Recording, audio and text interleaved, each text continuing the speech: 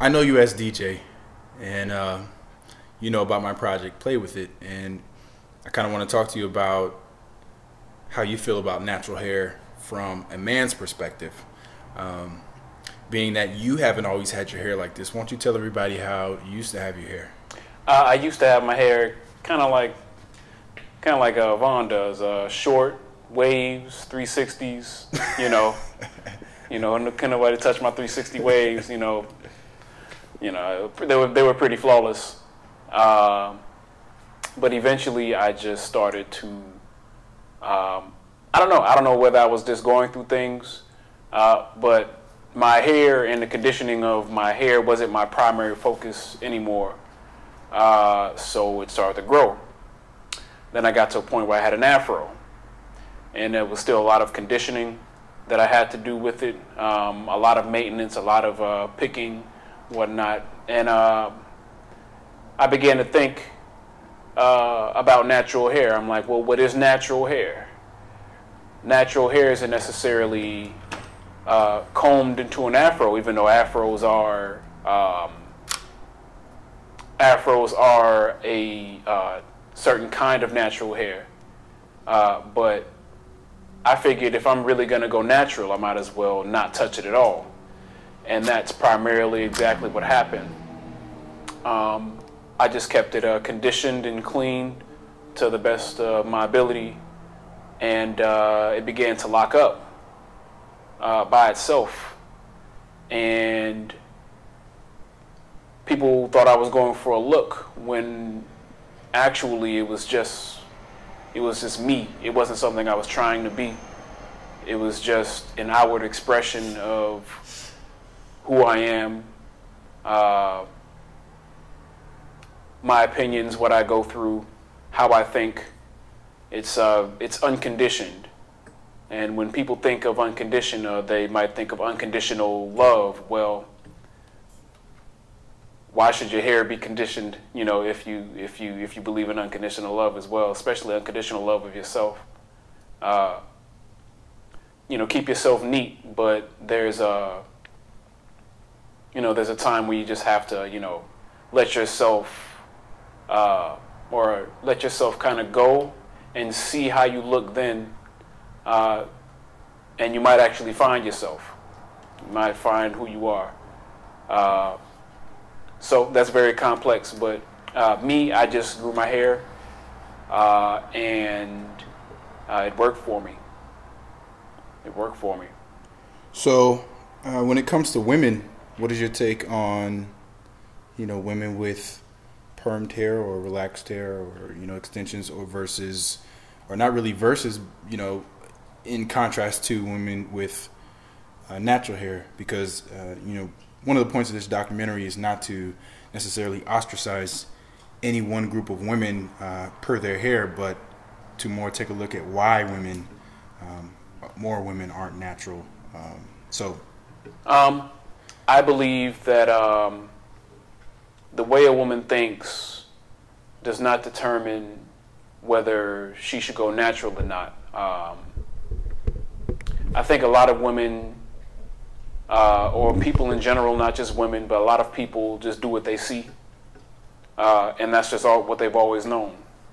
They've never really, they grew up in households where they had hot combs on the stove, like my family. My sister, went through the pains of, having to get her scalp burned a couple times just so her hair can straighten, because, it was really hard to handle. My mom, on the other hand, she really didn't need to go through that, just from the grade of hair. But as far as some women condition their mind subconsciously, or due to how society molds their thought process. But most of the time,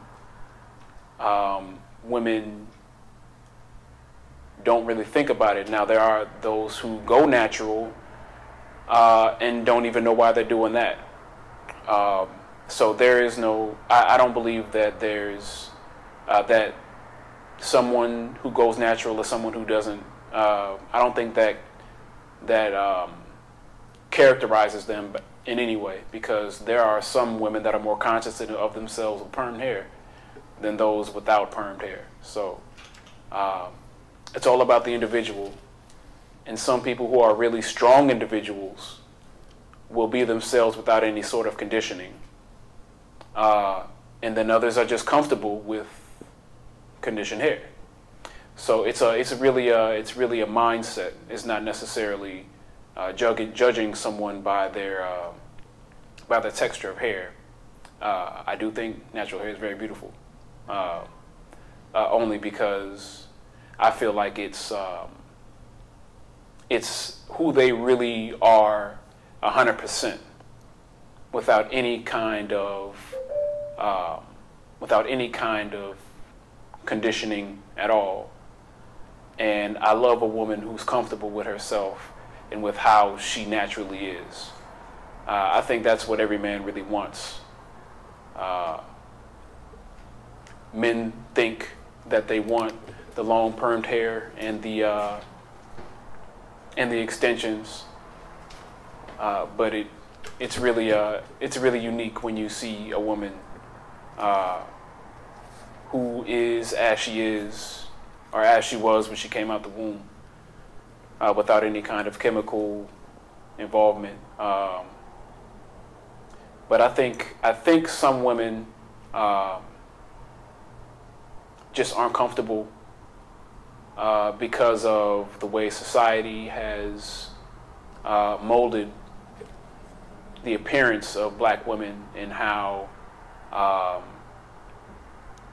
we are kind of taught to think outside of ourselves, when in reality we are very powerful as we are. So there's a lot of factors that go into just the hair by itself. It's very complex because you're dealing with someone's outward appearance to how they are, to the way they think. And there's usually a very close coherence between the two. So